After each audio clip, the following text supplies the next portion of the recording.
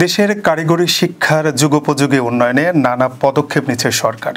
আগে থেকে চলমান নানা প্রকল্প বাস্তবায়নে গতি বাড়ানোর পাশাপাশি নতুন করে শিক্ষক নিয়োগ থেকে শুরু করে অবকাঠামো উন্নয়ন, কারিকুলাম আধুনিকায়ন, ভর্তি নীতিমালায় পরিবর্তন এবং শিল্প খাতের সঙ্গে কার্যকর সংযোগ স্থাপনের উদ্যোগ নেওয়া হয়েছে।